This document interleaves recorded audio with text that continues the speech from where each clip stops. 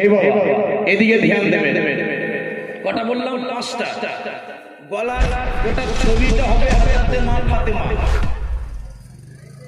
গলার হার হবে হযরতে আলী, কানের দুটো বালি হবে হাসান হোসেন, আর মাথার তাজটা কি হবে?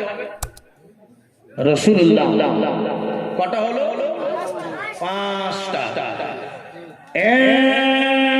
জিবরাইল বলো এই 5টা জিনিস জান্নাতের গেটে কেন বুঝতে পারলেন? আদম আলাইহিস সালাম বললেন, ও জিবরাইল বলো এই যে জান্নাতের গেটের মধ্যে একটা কি যেন লেখা আছে, লা ইলাহা ইল্লাল্লাহ মুহাম্মাদুর রাসূলুল্লাহ। এ জিবরাইল লা ইলাহা ইল্লাল্লাহ বুঝতে পেরে গেলাম, কিন্তু এটা বুঝতে পারলাম না যে মুহাম্মাদুর রাসূলুল্লাহ এটা আবার কে? বলতে লাগলেন, ও আদম আলাইহিস সালাম যেটা কি বলেন লা ইলাহা ইল্লাল্লাহ মুহাম্মাদুর রাসূলুল্লাহ যেটা লেখা আছে, মুহাম্মাদুর রাসূলুল্লাহটা হবে আল্লাহ পাকের নবী।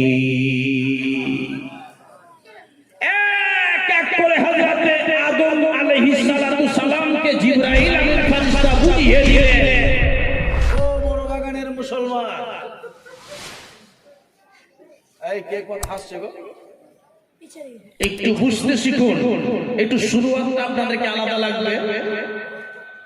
এবার চলে আসুন ওই নবীর নূর হযরত আদম আলাইহিস সালাম বলছে, আল্লাহ আমার ওই মুহাম্মদুর রাসূলুল্লাহ নবীজির নূরকে আমি কি চোখে দেখতে পাবো? কেমন নূর হয় আমি কি দেখতে পাবো না? আল্লাহ রাব্বুল আলামিন সংক্ষিপ্ত কথা, আদমের আঙ্গুলে আংটিতে আঙ্গাসে এই শাহাদাত আঙ্গুলের আংটিতে নবীজির নূরকে দিলেন। আল্লাহর নবীর নূরকে নিয়ে হযরত আদম নবী এরকম করে করে চোখে মুখে দিয়ে চুম্বন দিলেন। জোরে বলুন সুবহানাল্লাহ। আব যদি কেউ বলে যে নবীর নাম নেওয়াতে চুমা শিরক বা বিদআত, তো ওর সাথে আমরা দেব?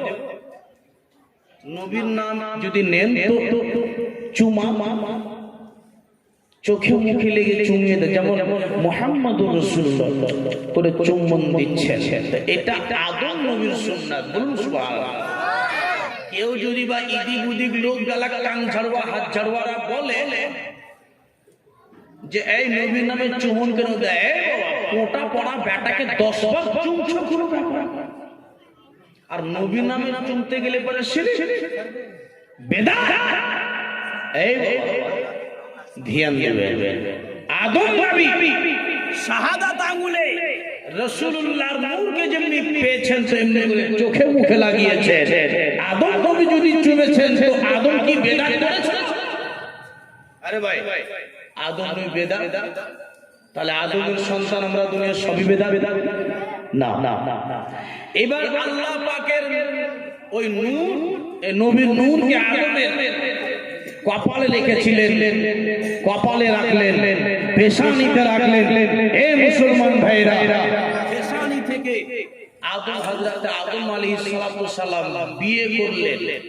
এই যে শুনেন, মা হাওয়া ওনার স্ত্রী, অনেক লম্বা কাহিনী আছে। আদম নবীর স্ত্রী ছিলেন মা হাওয়া। তো মা হাওয়ার পেট থেকে সর্বপ্রথমে পয়দা হয়েছিল হাবিল আর কাবিল। হাবিল কাবিল এরা চলে গেলে এদের দ্বারা কোনো সন্তান হয়নি। এই বাবা হযরতে শীস নবী জন্ম হলো। শীস নবী কে? ইনি হলেন হযরতে আদম নবীর ছেলে। শীস নবী থেকে কিন্তু আওলাদ মারলো, শীস নবী থেকে ছেলে মেয়ে হলো। ওই আদমের কপালে নবীজির নূর যেটা ছিল সেই নূর কিন্তু শীস নবীর কপালে এলো। শীস নবীর কপাল থেকে শীস নবীর স্ত্রীর গর্ভে এলো।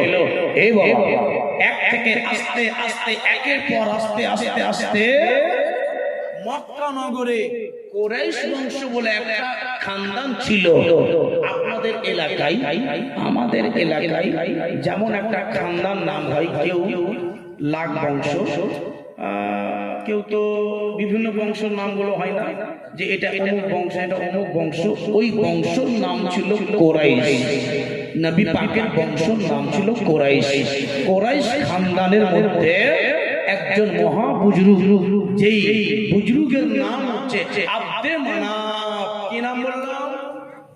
আব্দে মানাফ। আব্দে মানাফের কপালে নবীজির নূর কিন্তু চক চক চক চক চক চক করছে। বাবা, আব্দে মানাফ একটা মেয়েকে বিয়ে করলেন। এই বেটা, এই কথা বলিস না।